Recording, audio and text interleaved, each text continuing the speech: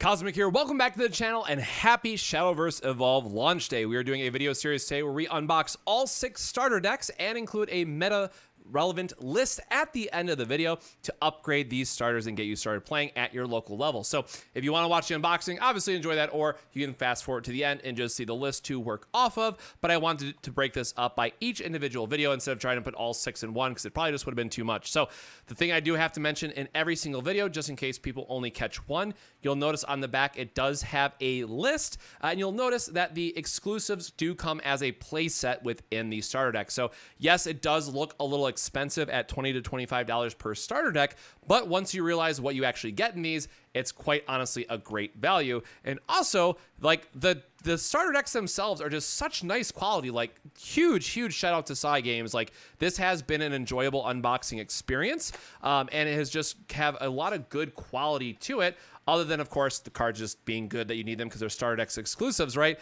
I don't feel bad about buying the full set. As always, you do have a life counter, the token counter, and a rule book that's included. I'm just going to keep this sealed, but you have your damage, you have your life, you have your key abilities that are in here as well. So something that, you know, new players can use, and of course a rule guide to help get them going. But I just have a stack of these off to the side now as I'm on video 5 of 6 while recording this, and that's not what we're here for anyway. So I'm just going to put the Waltz of the Undying Knight to the side and break out this bad boy. Like, again, this is like high quality stuff that they got. Like, these starter decks have been quite nice. So let's get this, there we go, out of its packaging. One thing you'll notice right when you open it up is there's a bunch of thick cards at the back, so we're just going to talk about those first. So you have your Evo points, which is very important if you're going second. You'll notice that there's not a name here. They did put an article out on the website stating that they were misprinted and they don't include the name. But quite honestly, I think they look a lot better. I have like the Japanese ones as comparison. They just say like EP on them. Like, I think this looks so much neater. I kind of wish like the gray wasn't there just to have like more full art look to it. But hey, you know, it's fine. Every starter deck will have a leader card in it. These are mandatory for organized play because you put out your leader card, announce that you're playing, and then help resolve mulligans. And they're just, you know, a good way to showcase and kind of bring the theme of the digital version to life. And then, of course, we have our tokens at the end. So each starter deck does have a number of these in the back. So we have our ghosts, we have our forest bats, just different types of 1/1s that are used in this class. And they do come in the main booster set as well. So you will have those available to you. Like, don't feel bad if you end up losing them or damaging them or forgetting them. You'll have plenty of tokens. So getting into it, we have our starter leader up front, the Queen Vampire, which does get a little bit outclassed by some of the other options in set 1, but the other staples or exclusives that are in here are very important for set 1 meta. So we are starting off with Queen Vampire to get our Forest Bat tokens. So we have 3 of those. And then immediately better is Alucard, which is an absolute staple, as you'll see in the video at the end. Just have Storm, so it gives you the ability to just do that surprise damage out of nowhere. But then what's really nice is the Necro Charge 10. So if you have 10 units in your graveyard, he gets increased damage, and he also is available to heal. So this card is absolutely gas for you. It's definitely one that you're going to want to see often in this as you're playing through it to get the heal, get the damage. Just does a lot for you, and of course, a 4/4 is still good stats overall. So we get 3 of those, and again, kind of funny that the gold kind of showed up the legendary, as it were, in the starter deck, but sometimes that's just how it goes.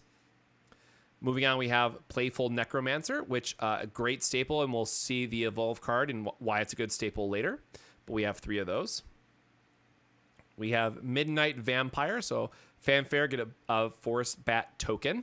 And then when they have, while this card is on your field, Forest Bat tokens gain Drain, so you have the ability to heal up with this card as well. So this is where it goes into like the legendary, and there's like this healing side of it that you can do with the back and forth, but ultimately just focusing on the more aggressive nature of it, of this craft, is the way to go for set 1.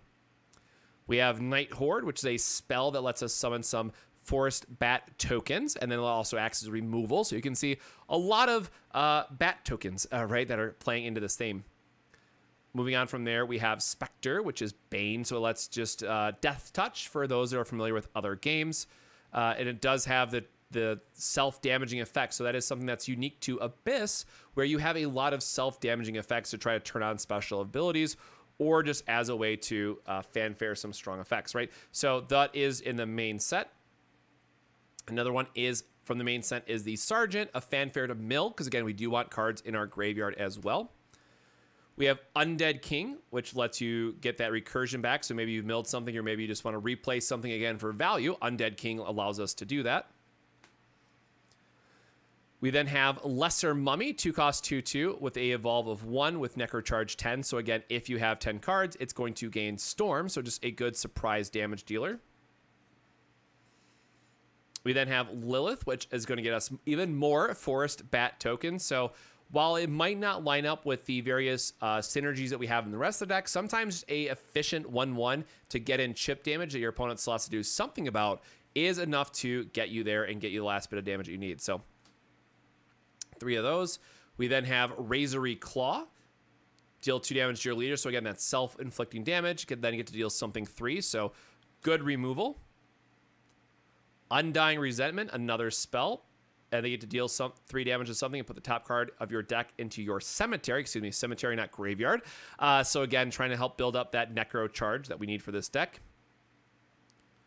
We then have Summon Bloodkin. So summon a Forest Bat token and then put an extra 1 into your EX area. So this allows you to get 2 tokens.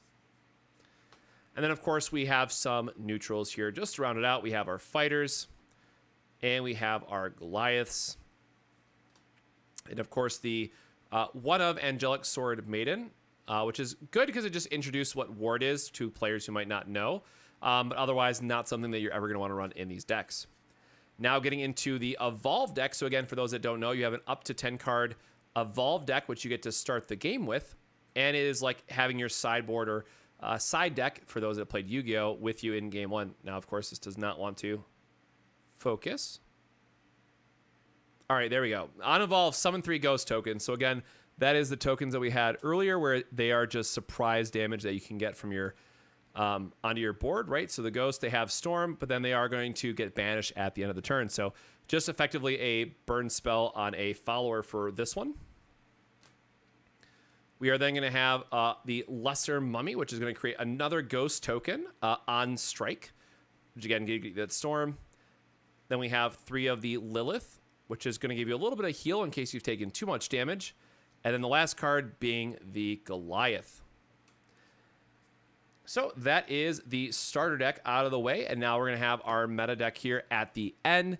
This is just a very good, efficient aggro deck that doesn't have quite the draw power to maybe keep it as consistent as you'd like in the set 1 meta, but still a very good choice if you want to lead into the more aggressive nature of what this craft can be doing and still close out games relatively quickly. So if you love aggro decks, this is definitely one for you to check out.